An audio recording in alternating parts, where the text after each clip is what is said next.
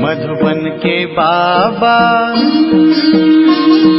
मधुबन के बाबा मुरली वाले, आपका क्या कहना, आपका क्या कहना। ओम शांति। आज 16 मई 2025 के साकार मधुर महावाक्य हैं। आज मीठे मीठे बाप दादा बोले, मीठे बच्चे, तुम्हारा लव एक बाप से है, क्योंकि तुम्हें बेहद का वर्षा मिलता है। तुम प्यार से कहते हो मेरा बाबा। बाबा कहते, मीठे बच्चे, तुम्हारा लव एक बाप से है, क्योंकि तुम्हें बेहद का वर्षा मिलता है। तुम प्यार से कहते हो मेरा बाबा। तो बाबा ने आज प्रश्न पूछा है कि किसी भी देहधारी मनुष्य के बोल की भेंट बाप से नहीं की जा सकती है, क्यों? तो उत्तर में बाबा कहते, क्योंकि बाप का एक एक बोल महावाक्य है। जिन महावाक्यों को सुनने वाले महान अर्थात पुरुषोत्तम बन जाते हैं। बाप के महावाक्य गुलगुल अर्थात फूल बना देते हैं, और मनुष्य के बोल महावाक्य नहीं, उनसे तो और ही नीचे गिरते आए हैं। मुरली का गीत है, बदल जाए दुनिया पर मैं ना बदलूं। ओम शांति। गीत की पहली लाइन में कुछ अर्थ है और बाकी सारा गीत कोई काम का नहीं।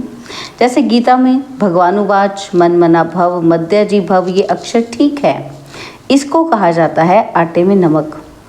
अब भगवान किसको कहा जाता है, ये तो बच्चे अच्छी रीति जान गए हैं। भगवान शिव बाबा को कहा जाता है, और शिव बाबा आकर शिवालय रचते हैं। आते कहाँ से हैं? वैश्यालय में। कहाँ से आते हैं? खुद आकर कहते हैं कि हे मीठे मीठे लाडले सिकलदे रूहानी बच्चों, सुनती तो आत्मा है ना, जानते हो हम आत्मा अविनाशी हैं, ये देह विनाशी है। हम आत्मा अब अपने परमपिता परमात्मा से महावाक्य सुन रहे हैं। महावाक्य एक परमपिता परमात्मा के ही हैं, जो महान पुरुष पुरुषोत्तम बनाते हैं। बाकी जो भी महात्माएं गुरु आदि हैं, उनके कोई महावाक्य नहीं है।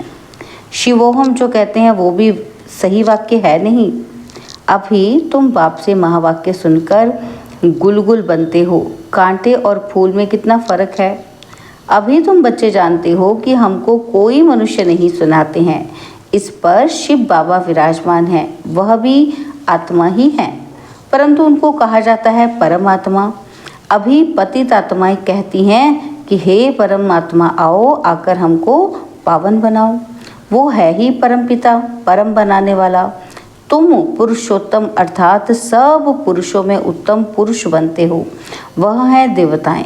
परमपिता अक्षर बहुत मीठा है, सर्वव्यापी कह देते हैं तो मीठापन आता ही नहीं।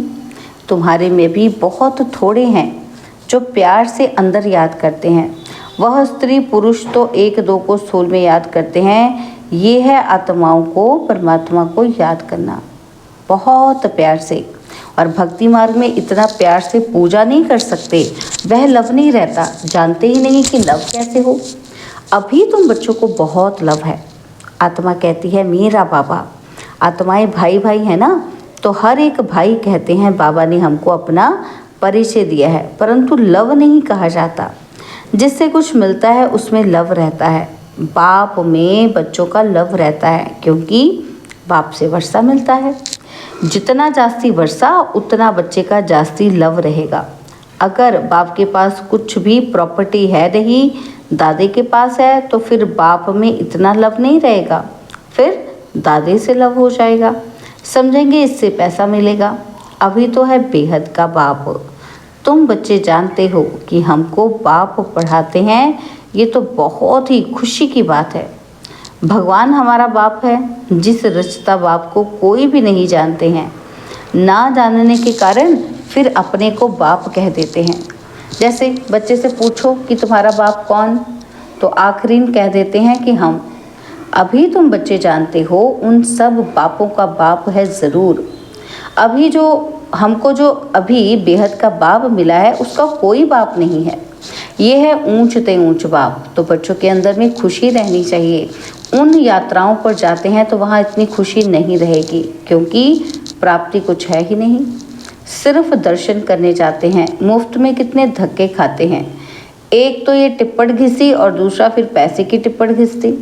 पैसे बहुत खर्च करते हैं, प्राप्ति कुछ नहीं। भक्ति मार्ग में अगर आमदनी होती तो भारतवासी बहुत साहूकार हो जाते। ये मंदिर आदि बनाने में करोड़ों रुपया खर्च करते हैं।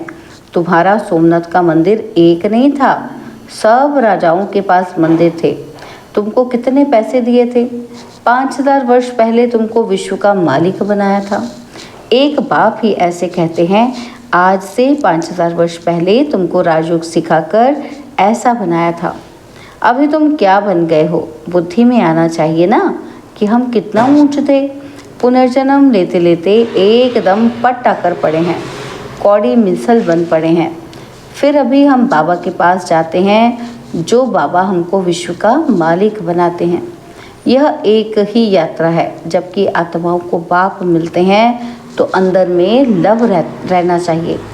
तुम बच्चे जब यहाँ आते हो तो बुद्धि में रहना चाहिए कि हम उस बाप के पास जाते हैं जिनसे हमको फिर से विश्व की बादशाही मिलती है। वह बाप हमको शिक्षा देते हैं कि बच्चे दैवी गुण धारण करो, सर्वशक्तिमान पतित पावन मुझ बाप को याद करो। और मैं कल्प कल्प आकर कहता हूँ कि माँ में कम याद करो तो विकर्म विनाश होंगे। दिल में ये आना चाहिए कि हम बेहद के बाप के पास आए हैं। बाप कहते हैं मैं गुप्त हूँ, आत्मा कहती है मैं गुप्त हूँ। तुम समझते हो हम जाते हैं शिव बाबा के पास, ब्रह्मा दादा के पास, जो कंबाइंड है उनसे हम मिलने जाते हैं, जिससे हम विश्व के मालिक बनते हैं। अंदर में कितनी बेहद खुशी होनी चाहिए।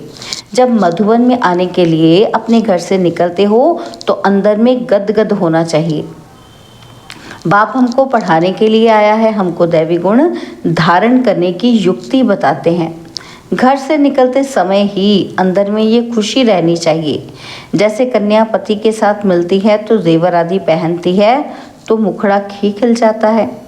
जब मुखड़ा खिलता है दुख पाने के लिए, बाबा कहते वो मुखड़ा दुख पाने के लिए खिलता है, तुम्हारा मुखड़ा खिलता है सदा सुख पाने के लिए। तो ऐसे बाप के पास आने के समय कितनी खुशी होनी चाहिए। अभी हमको बेहद का बाप मिला है, सत्युग में जाएंगे फिर डिग्री कम हो जाएगी। अभी तो तुम ब्राह्मण ईश्वरीय संतान हो, भगवान बैठ पढ़ाते हैं, वह हमारा बाप भी है, टीचर भी है। पढ़ाते हैं फिर पावन बनाकर साथ में भी ले जाएंगे। हम आत्मा अब इस छीछी रावण राज्य से छूटते हैं। अंदर में अथाह खुशी चाहिए। जबकि बाप विश्व का मालिक बनाते हैं तो पढ़ाई कितनी अच्छी रीति पढ़नी चाहिए। स्टूडेंट अच्छी रीति पढ़ते हैं तो अच्छे मार्क्स से पास होते हैं। बच्चे कहते हैं बाबा हम तो श्री नारायण बनेंगे।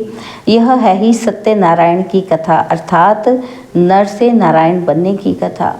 वह झूठी कथाएं जन्म जन्मांतर सुनते आए हो।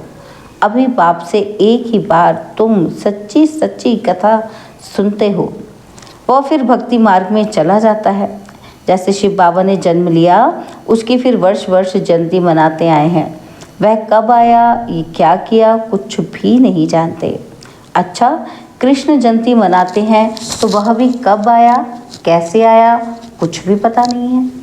कहते हैं कि कंसपुरी में आता है, अब वह पति दुनिया में कैसे जन्म लेगा।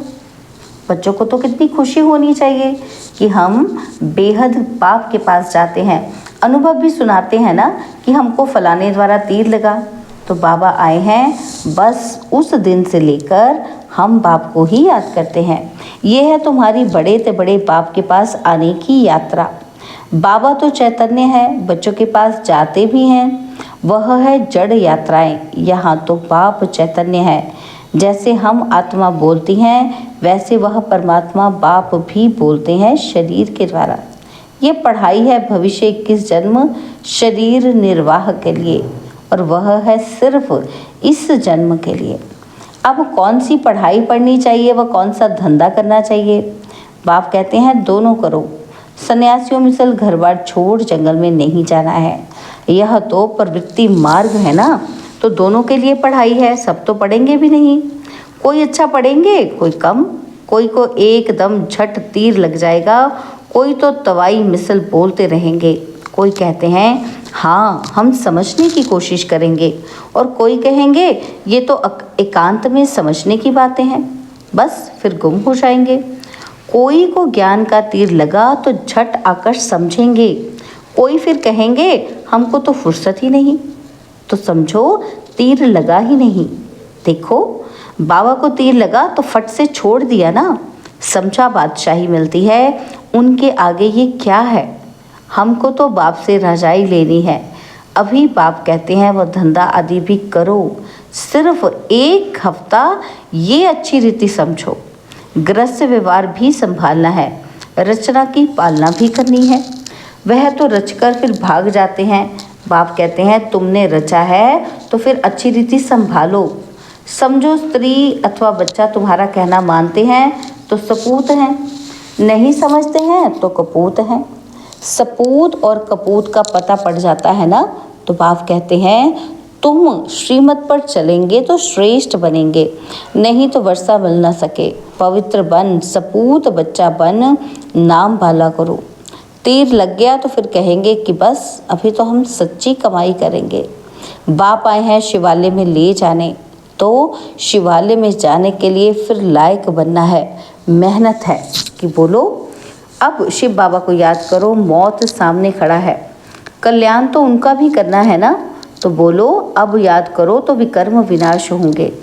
तुम बच्चियों का फर्ज है पियर घर और ससुर घर का उद्धार करना, जबकि तुम्हें बुलावा होता है तो तुम्हारा फर्ज है उनका कल्याण करना। रहम दिल बनना चाहिए। पतित तमो प्रधान मनुष्यों को सतो प्रधान बनने का रास्ता बताना है। तुम जानते हो क्या कि हर चीज़ नई से पुरानी ज़रूर होती है। नरक में सब पतित आत्माएं हैं, तभी तो गंगा स्नान जाकर पावन होने जाते हैं। पहले तो समझें कि हम पतित हैं, इसलिए पावन बनना है। अब पाप आत्माओं को कहते हैं मुझे याद करो तो तुम्हारे पाप नष्ट हो जाएंगे, गंगा में स्नान करने से नहीं होंगे। साधु संत आदि जो भी हैं सबको ये मेरा पैगाम दो। क्या पैगाम देना है कि बाप कहते हैं मुझे याद करो। इस योग अग्नि से अथवा याद की यात्रा से तुम्हारी खाद निकलती जाएगी। तुम पवित्र बन मेरे पास आ जाएंगे और मैं तुम सबको साथ ले जाऊंगा। जैसे बिच्छू होता है, चलता है, जहाँ नरम चीज़ देखता है तो डंक मार देता है, पत्थर को डंक मार के क्या करेगा। तुम भी बाप का परिचय दो।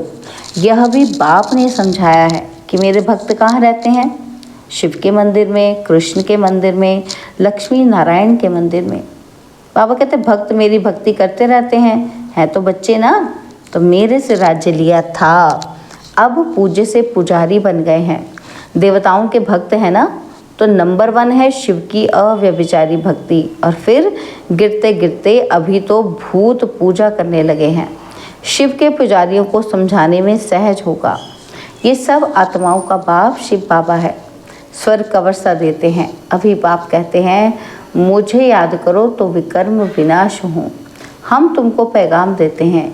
जब बाप कहते हैं पतित पावन ज्ञान का सागर मैं हूँ, ज्ञान भी सुना रहा हूँ, पावन बनने के लिए योग भी सिखा रहा हूँ, ब्रह्मा तन से मैसेज दे रहा हूँ कि मुझे याद करो। अपने 84 जन्मों को याद करो। तुमको भक्त मिलेंगे मंदिरों में और फिर कुंभ के मेले में, वहाँ तुम समझा सकते हो पतित पावन गंगा है या परमात्मा। तो बच्चों को ये खुशी रहनी चाहिए कि हम किसके पास जाते हैं। है कितना साधारण, क्या बड़ाई दिखाएं। शिव बाबा क्या करे जो बड़ा आदमी दिखाई पड़े। सन्यासी कपड़े तो पहन नहीं सकते। बाप कहते हैं मैं तो साधारण तन लेता हूँ, तुम ही राय दो कि मैं क्या करूँ। इस रथ को क्या श्रृंगारूं। वह हुसैन का घोड़ा निकालते हैं, उनको श्रृंगारते हैं। यहाँ शिव बाबा का रथ फिर बैल बना दिया है। बैल के मस्तक में गोल गोल शिव का चित्र दिखाते हैं। अब शिव बाबा बैल में कहाँ से आएगा। भला मंदिर में बैल क्यों रखा है। शंकर की सवारी कहते हैं। सूक्ष्म वतन में शंकर की सवारी होती है क्या। ये सब है भक्ति मार्ग जो ड्रामा में नूद है। अच्छा, मीठे मीठे सिकिलदे बच्चों प्रति माता पिता बाप दादा का याद प्यार और गुड मॉर्निंग। रूहानी बाप की रूहानी बच्चों को नमस्ते। हम रूहानी बच्चों की रूहानी बाप दादाजी को दिलवा जान सिकवा प्रेम से नमस्ते। ओम शांति। प्यारे बाबा, मीठे बाबा, मेरे बाबा, शुक्रिया बाबा, शुक्रिया बाबा, शुक्रिया। धारणा के लिए मुख्य सार है, पहला पॉइंट है अपने आप से प्रतिज्ञा करनी है कि अभी हम सच्ची कमाई करेंगे, स्वयं को शिवालय में चलने के लायक बनाएंगे, सपूत बच्चा बनकर श्रीमत पर चलकर बाप का नाम बाला करेंगे। और सेकंड पॉइंट है रहम दिल बन तमो प्रधान मनुष्यों को सतो प्रधान बनाना है, सबका कल्याण करना है, मौत के पहले सबको बाप की याद दिलानी है।